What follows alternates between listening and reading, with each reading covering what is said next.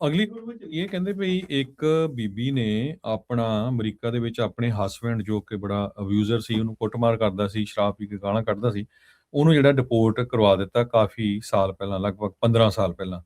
ਤੇ ਹੁਣ ਉਸ ਨੂੰ ਖੁਦ ਨੂੰ ਹੀ ਜਿਹੜਾ ਡਿਪੋਰਟ ਕੀਤਾ ਜਾ ਰਿਹਾ ਹੈਗਾ ਆ। ਕਾਰਮਨ ਐਫ ਕਰਕੇ ਇਸ ਬੀਬੀ ਦਾ ਨਾਮ ਦੱਸਿਆ, ਸਾਊਥ ਅਮਰੀਕਾ ਦੀ ਰਹਿਣ ਵਾਲੀ ਆ, ਜੋ ਅਮਰੀਕਾ ਦੇ ਵਿੱਚ ਸੀ ਤੇ ਉਸਨੇ ਯੂ ਵੀਜ਼ਾ ਅਪਲਾਈ ਕੀਤਾ ਕਿਉਂਕਿ ਉਹ ਕ੍ਰਾਈਮ ਵਿਕਟਮ ਸੀਗੀ ਤੇ ਤਾਂ ਕਿ ਉਹਨੂੰ ਜਿਹੜੀ ਪਰਮਾਨੈਂਟ ਰੈਜ਼ੀਡੈਂਸੀ ਆ ਉਹ ਯੂਐਸਏ ਦੇ ਵਿੱਚ ਮਿਲ ਸਕੇ।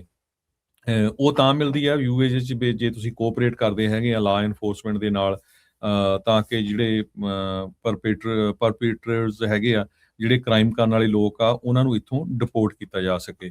ਪਰ 15 ਸਾਲਾਂ ਬਾਅਦ ਕਹਿੰਦੇ ਵੀ ਇੰਨਾ ਵੱਡਾ ਬੈਕਲੌਗ ਆ ਯੂ ਵੀਜ਼ੇ ਦਾ, ਸੋ ਜਿਹੜਾ ਹੁਣ ਟਰੰਪ ਐਡਮਿਨਿਸਟ੍ਰੇਸ਼ਨ ਆ ਇਸ ਬੀਬੀ ਨੂੰ ਵੀ ਜਿਹੜਾ ਡਿਪੋਰਟ ਆਪਣੇ ਮੁਲਕ ਕਰ ਰਿਹਾ ਹੈਗਾ ਆ। ਆਈਸ ਨੇ ਪਿਛਲੇ ਸਾਲ ਜੋ ਕਰਮਨ ਇਹਦਾ ਐਕਚੁਅਲ ਨਾਂ ਨਹੀਂ ਹੈ, ਇਹ ਅਖਬਾਰ ਨੇ ਨਾਮ ਚੇਂਜ ਕਰਤਾ, ਪਰ ਜਿਹੜੀ ਸਟੋਰੀ ਆ ਉਹ ਬਿਲਕੁਲ ਰੀਅਲ ਆ ਤੇ ਕਹਿੰਦੇ ਉਹਨੂੰ ਅਰੈਸਟ ਕਰਕੇ ਡਿਪੋਰਟ ਕਰ ਦਿੱਤਾ।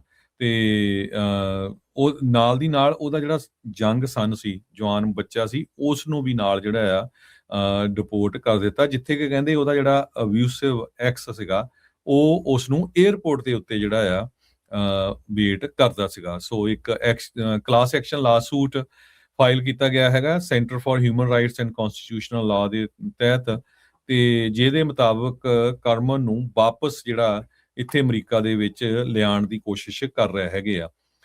ਜੱਜ ਨੇ ਇਹਦੇ ਬਾਰੇ ਜਿਹੜਾ ਡਿਸੀਜਨ ਆ ਕਹਿੰਦੇ ਵੀ ਅੱਜ ਭੜ ਕੇ ਕਦੇ ਵੀ ਜਿਹੜਾ ਦੇ ਸਕਦਾ ਹੈਗਾ ਆ। ਯੂ ਵੀਜ਼ਾ ਜਿਹੜੇ ਸੀ ਅਮਰੀਕਾ ਦੇ ਵਿੱਚ ਜਿਹੜੇ ਅਨਡਾਕੂਮੈਂਟਡ ਇਮੀਗ੍ਰੈਂਟਸ ਆ, ਜਿਨ੍ਹਾਂ ਜੋ ਵਾਇਲੈਂਟ ਕ੍ਰਾਈਮ ਦੇ ਜਿਨ੍ਹਾਂ ਦੇ ਉੱਤੇ ਹੁੰਦਾ ਆ, ਕੋਈ ਕੰਮ ਕਰਦੇ ਦੇ ਉੱਤੇ ਹੋ ਗਿਆ, ਕਿਸੇ ਦੇ ਹਸਬੈਂਡ ਵਾਈਫ ਦੇ ਨੇ ਨਾ ਹੋਇਆ, ਲੜਾਈ ਝਗੜਾ ਹੋ ਗਿਆ, ਉਹਨਾਂ ਨੇ ਕੁੱਟਮਾਰ ਕੀਤੀ, ਤਾਂ ਉਹ ਲੋਕਾਂ ਲਈ ਕ੍ਰੀਏਟ ਕੀਤਾ ਗਿਆ ਸੀ 2000 ਦੇ ਵਿੱਚ violence against woman act. Congress ਨੇ ਯੂ ਵੀਜ਼ਾ ਕ੍ਰੀਏਟ ਕੀਤਾ ਸੀ। ਇਹਦਾ ਮਿਸਯੂਜ਼ ਵੀ ਕਹਿੰਦੇ ਇਸ ਖਬਰ ਦੇ ਮੁਤਾਬਕ ਵਾਵਾ ਜਿਹਾ ਬਹੁਤ ਜ਼ਿਆਦਾ ਹੋਇਆ ਤੇ ਇਹਦੀ ਲਿਮਿਟ ਵੀ 10,000 ਹੈਗੀ ਆ ਹਰ ਸਾਲ। ਪਰ ਇਹ ਤੋਂ ਤੁਸੀਂ ਅੰਦਾਜ਼ਾ ਲਾ ਲਓ ਵੀ 15 ਸਾਲ ਤਾਂ ਉਹਨੂੰ ਵੇਟ ਕਰਦੀ ਨੂੰ ਹੋ ਗਿਆ ਵੀ ਕਿੰਨੇ ਕੁ ਲੱਖ ਲੋਕਾਂ ਨੇ ਜਿਹੜਾ ਆ ਇਸ ਵੀਜ਼ੇ ਨੂੰ ਜਿਹੜਾ ਯੂਜ਼ ਕੀਤਾ ਹੈਗਾ। ਹੁਣ ਉਹਦੀ ਸਿਚੁਏਸ਼ਨ ਦੇਖੋ ਵੀ ਜਿਹੜਾ ਜੱਜ ਆ ਉਹ ਉਸ ਨੂੰ ਵਾਪਸ ਲਿਆਉਣ ਲਈ ਜਿਹੜਾ ਆ ਆਰਡਰ ਕਰਦਾ ਆ ਕਿ ਨਹੀਂ ਜੀ। ਅਗਲੀ ਖਬਰ ਵਿੱਚ ਇਹ ਕਹਿੰਦੇ ਵੀ ਇੱਕ ਬੀਬੀ ਨੇ ਆਪਣਾ ਅਮਰੀਕਾ ਦੇ ਵਿੱਚ ਆਪਣੇ ਹਸਬੈਂਡ ਜੋ ਕਿ ਬੜਾ ਅਬਿਊਜ਼ਰ ਸੀ, ਉਹਨੂੰ ਕੁੱਟਮਾਰ ਕਰਦਾ ਸੀ, ਸ਼ਰਾਬ ਪੀ ਕੇ ਗਾਲਾਂ ਕੱਢਦਾ ਸੀ, ਉਹਨੂੰ ਜਿਹੜਾ ਡਿਪੋਰਟ ਕਰਵਾ ਦਿੱਤਾ ਕਾਫੀ ਸਾਲ ਪਹਿਲਾਂ, ਲਗਭਗ 15 ਸਾਲ ਪਹਿਲਾਂ। ਤੇ ਹੁਣ ਉਸ ਨੂੰ ਖੁਦ ਨੂੰ ਹੀ ਜਿਹੜਾ ਡਿਪੋਰਟ ਕੀਤਾ ਜਾ ਰਿਹਾ ਹੈਗਾ ਆ।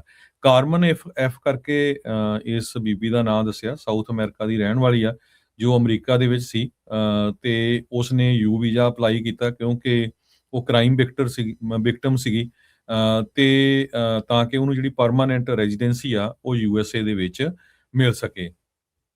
ਉਹ ਤਾਂ ਮਿਲਦੀ ਆ ਯੂਏਜੀ ਚ ਜੇ ਤੁਸੀਂ ਕੋਆਪਰੇਟ ਕਰਦੇ ਹੈਗੇ ਆ ਲਾ ਐਨਫੋਰਸਮੈਂਟ ਦੇ ਨਾਲ ਤਾਂ ਕਿ ਜਿਹੜੇ ਪਰਪੀਟਰਸ ਹੈਗੇ ਆ, ਜਿਹੜੇ ਕ੍ਰਾਈਮ ਕਰਨ ਵਾਲੇ ਲੋਕ ਆ, ਉਹਨਾਂ ਨੂੰ ਇੱਥੋਂ ਡਿਪੋਰਟ ਕੀਤਾ ਜਾ ਸਕੇ। ਪਰ 15 ਸਾਲਾਂ ਬਾਅਦ ਕਹਿੰਦੇ ਵੀ ਇੰਨਾ ਵੱਡਾ ਬੈਕਲੌਗ ਆ ਯੂ ਵੀਜ਼ੇ ਦਾ, ਸੋ ਜਿਹੜਾ ਹੁਣ ਟਰੰਪ ਐਡਮਿਨਿਸਟ੍ਰੇਸ਼ਨ ਆ ਇਸ ਬੀਬੀ ਨੂੰ ਵੀ ਜਿਹੜਾ ਡਿਪੋਰਟ ਆਪਣੇ ਮੁਲਕ ਕਰ ਰਿਹਾ ਹੈਗਾ ਆ। ਆਈਸ ਨੇ ਪਿਛਲੇ ਸਾਲ ਜੋ ਕਰਮਨ ਇਹਦਾ ਐਕਚੁਅਲ ਨਾਂ ਨਹੀਂ ਹੈ, ਇਹ ਅਖਬਾਰ ਨੇ ਨਾਮ ਚੇਂਜ ਕਰਤਾ, ਪਰ ਜਿਹੜੀ ਸਟੋਰੀ ਆ ਉਹ ਬਿਲਕੁਲ ਰੀਅਲ ਆ ਤੇ ਕਹਿੰਦੇ ਉਹਨੂੰ ਅਰੈਸਟ ਕਰਕੇ ਡਿਪੋਰਟ ਕਰ ਦਿੱਤਾ। ਤੇ ਉਹ ਨਾਲ ਦੀ ਨਾਲ ਉਹਦਾ ਜਿਹੜਾ ਯੰਗ ਸਨ ਸੀ, ਜਵਾਨ ਬੱਚਾ ਸੀ, ਉਸ ਨੂੰ ਵੀ ਨਾਲ ਜਿਹੜਾ ਆ ਡਿਪੋਰਟ ਕਰ ਦਿੱਤਾ, ਜਿੱਥੇ ਕਿ ਕਹਿੰਦੇ ਉਹਦਾ ਜਿਹੜਾ ਅਬਿਊਸਿਵ ਐਕਸ ਸੀਗਾ ਉਹ ਉਸ ਨੂੰ 에ਅਰਪੋਰਟ ਦੇ ਉੱਤੇ ਜਿਹੜਾ ਆ ਵੇਟ ਕਰਦਾ ਸੀਗਾ। ਸੋ ਇੱਕ ਕਲਾਸ ਐਕਸ਼ਨ ਲਾਸੂਟ ਫਾਈਲ ਕੀਤਾ ਗਿਆ ਹੈਗਾ centre for human rights and constitutional ਲਾ ਦੇ ਤਹਿਤ, ਤੇ ਜਿਹਦੇ ਮੁਤਾਬਕ ਕਰਮਨ ਨੂੰ ਵਾਪਸ ਜਿਹੜਾ ਇੱਥੇ ਅਮਰੀਕਾ ਦੇ ਵਿੱਚ ਲਿਆਉਣ ਦੀ ਕੋਸ਼ਿਸ਼ ਕਰ ਰਹੇ ਹੈਗੇ ਆ। ਜੱਜ ਨੇ ਇਹਦੇ ਬਾਰੇ ਜਿਹੜਾ ਡਿਸੀਜਨ ਆ ਕਹਿੰਦੇ ਵੀ ਅੱਜ ਭੜ ਕੇ ਕਦੇ ਵੀ ਜਿਹੜਾ ਦੇ ਸਕਦਾ ਹੈਗਾ ਆ। ਯੂ ਵੀਜ਼ਾ ਜਿਹੜੇ ਸੀ ਅਮਰੀਕਾ ਦੇ ਵਿੱਚ ਜਿਹੜੇ ਅਨਡਾਕੂਮੈਂਟਡ ਇਮੀਗ੍ਰੈਂਟਸ ਆ, ਜਿਨ੍ਹਾਂ ਜੋ ਵਾਇਲੈਂਟ ਕ੍ਰਾਈਮ ਦੇ ਜਿਨ੍ਹਾਂ ਦੇ ਉੱਤੇ ਹੁੰਦਾ ਆ, ਕੋਈ ਕੰਮ ਕਰਦੇ ਦੇ ਉੱਤੇ ਹੋ ਗਿਆ, ਕਿਸੇ ਦੇ ਹਸਬੈਂਡ ਵਾਈਫ ਦੇ ਨੇ ਨਾ ਹੋਇਆ, ਲੜਾਈ ਝਗੜਾ ਹੋ ਗਿਆ, ਉਹਨਾਂ ਨੇ ਕੁੱਟਮਾਰ ਕੀਤੀ, ਤਾਂ ਉਹ ਲੋਕਾਂ ਲਈ ਕ੍ਰੀਏਟ ਕੀਤਾ ਗਿਆ ਸੀ 2000 ਦੇ ਵਿੱਚ violence against woman act. Congress ਨੇ ਯੂ ਵੀਜ਼ਾ ਕ੍ਰੀਏਟ ਕੀਤਾ ਸੀ। ਇਹਦਾ ਮਿਸਯੂਜ਼ ਵੀ ਕਹਿੰਦੇ ਇਸ ਖਬਰ ਦੇ ਮੁਤਾਬਕ ਵਾਵਾ ਜਿਹਾ ਬਹੁਤ ਜ਼ਿਆਦਾ ਹੋਇਆ ਤੇ ਇਹਦੀ ਲਿਮਿਟ ਵੀ 10,000 ਹੈਗੀ ਆ ਹਰ ਸਾਲ।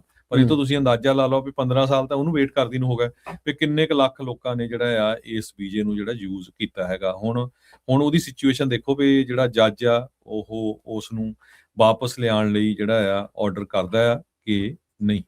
ਜੀ।